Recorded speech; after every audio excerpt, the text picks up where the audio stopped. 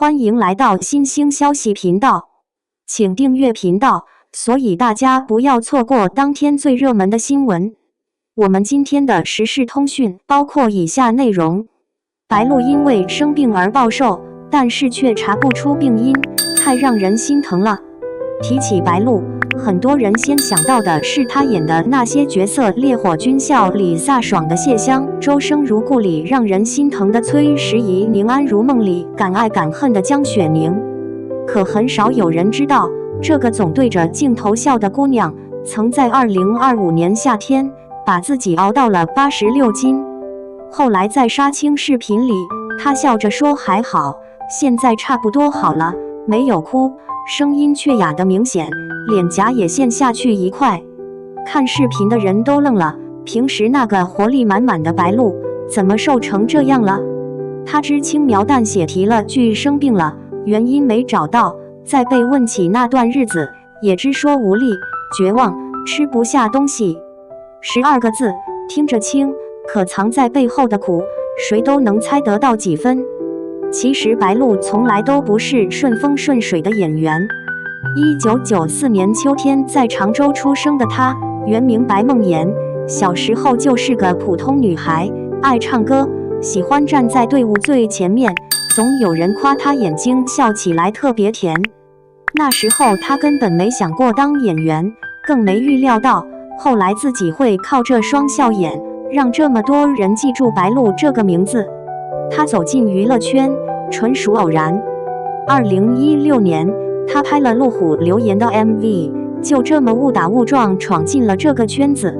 没有科班出身的光环，没有后台，也没人能帮她指路，她只能一个人往北走，去试戏。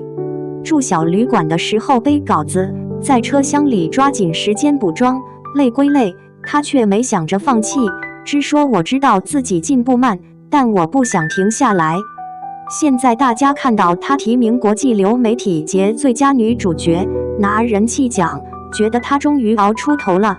可没人知道，成名从来不是聚光灯亮起来的那一刻，而是背后无数个孤独的日夜。她拍每一部戏都拼得要命，为了莫里里那个乱世孤女的角色，4个月瘦了10几斤。有人说她疯了，可她心里清楚，演员的真不是镜头前那几分钟，是幕后反复琢磨，不断跟自己较劲的过程。她常说观众看到的是角色的眼泪，我留下的是失眠的夜。这句话里藏着她对演员这份职业最朴素的敬畏。2025年夏天的那场病，是她这10年里第一次彻底停下来。从头疼到颈椎，再到脖子，到处都不舒服，看了好多科室，吃了好多药，就是查不出原因。8月开始，她几乎从所有公共场合消失了，没有活动，没有广告，连镜头都很少见。她后来回忆，那时候连吃饭的力气都没有，体重掉到86斤，整个人瘦得只剩一把骨头。她不是不害怕，也不是不委屈，只是不想让大家担心。夜里崩溃过，偷偷哭过，可第2天醒来，还是得告诉自己要活下去。就这么靠着针灸和吃药，一点点扛过了那个月。在站到镜头前时，她说差不多痊愈了，可那个差不多里，有多少个疼到睡不着的夜晚，有多少回觉得撑不下去的时刻，只有她自己最清楚。有人问她，那段最难熬的日子是靠什么撑过来的？她笑着说，看到大家喜欢我演的戏，就觉得不能倒。这句话特别实在，没有什么华丽的辞藻，却让人莫名心疼。她把观众的喜欢当成了自己咬牙坚持的底气。也正是因为这份不能倒的信念，她慢慢学会了跟疼痛和平相处，没有抱怨，没有退缩，再回到片场，还是认真对待每一场戏。现在的白鹿跟10年前那个北漂试戏的姑娘好像一样，又好像不一样。一样的是，她还是那个爱说常州方言，会跟大家分享家乡小吃的姑娘。不一样的是，她学会了放慢脚步，懂得了健康比角色更重要。收工后会泡杯热茶，站在窗边看夕阳，偶尔也会停下工作，给自己放个小假。他常说人生哪有完美，能平安就是幸福。这句话里藏着他经历过困境后的通透。很多人羡慕他的光环，可光环之下是别人看不到的代价。凌晨还在营业的针灸诊所，片场吹进严厉的风沙，睡前必须吃的止痛药。生活不会因为他有名气就对他格外宽容，命运也不会因为他努力就少给他一些磨难。可他从来没抱怨过，只是默默往前走。他说坚强不是口号，是咬牙走过的每一步。这句话从他嘴里说出来特别有力量，因为他不是在喊口号，是真的这么一步步走过来的。我总觉得白鹿最打动人的地方，不是他演活了多少角色，也不是他拿了多少奖，而是他面对困境时的那份韧性。他从光鲜的镜头前跌进病痛的黑暗里，又凭着自己的力气重新从黑暗里走了出来，还带着那份不变的笑容。他让我明白，真正的光从来不是别人给的，不是聚光灯打在身上的亮，而是心里始终存着的那份希望。就像他经历了那么多无力和绝望，却依然相信能平安就是幸福，依然认真对待每一场戏，每一段生活。从白梦妍到白鹿，从常州的普通女孩到被观众喜欢的演员，她走了10年。这10年里，她拼命过，崩溃过，也痊愈过，最后活成了现在这样，懂得善待自己，也依然热爱生活。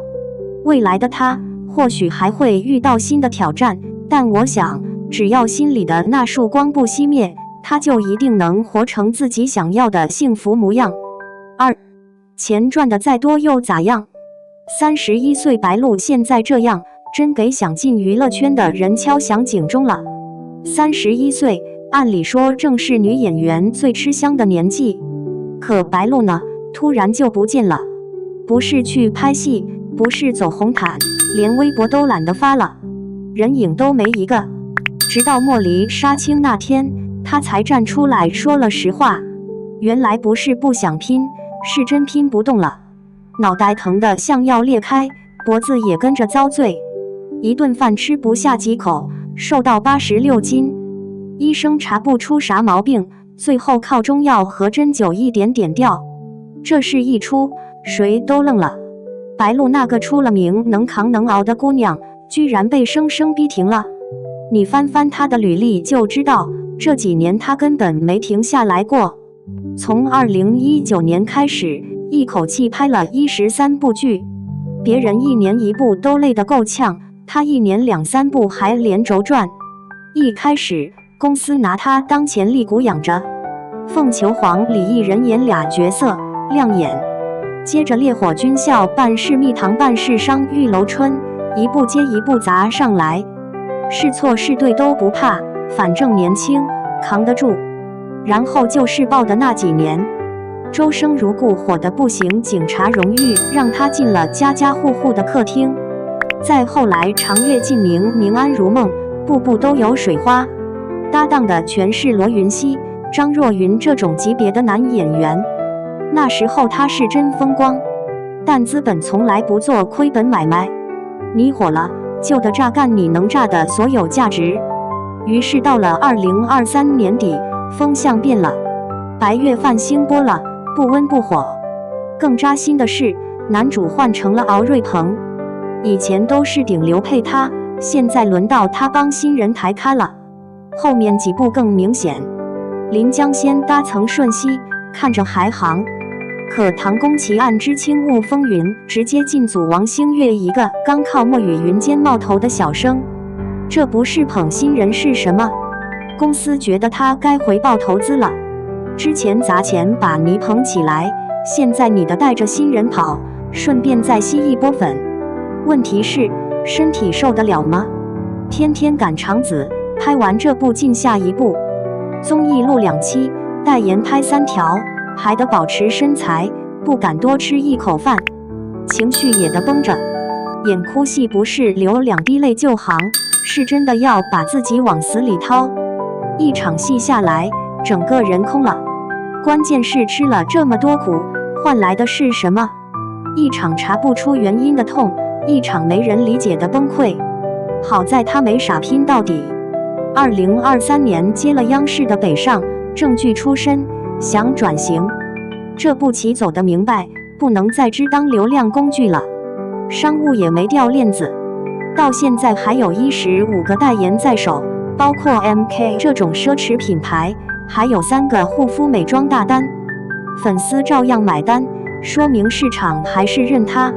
最让我佩服的一点是，他原声说话了。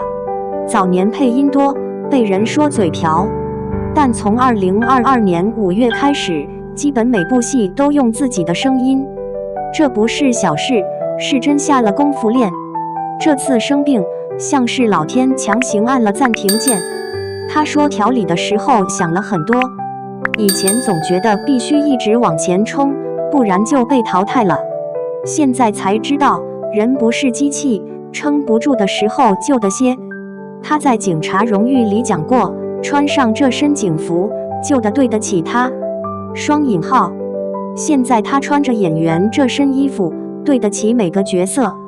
但这一次，他得先对得起自己。这病来得凶，但也算救了他一命。要不然，真不知道哪天就倒在路上了。我看这事，心里挺难受的。不是为他一个人难，是为所有在镜头前笑着，在幕后咬牙撑着的人难过。拼到极致的人，往往最容易被当成耗材。尤其是女演员，青春有限，热度稍纵即逝，只能拼命抓住每一秒光亮。可人活着，不该只是燃烧自己照亮别人。白鹿这一停，或许改变不了整个行业，但至少让更多人看见。再强的拼命三娘，也是血肉之躯。她要是早点学会慢一点，会不会就不至于瘦成那样？我不知道，但我知道，现在醒过来还不算晚。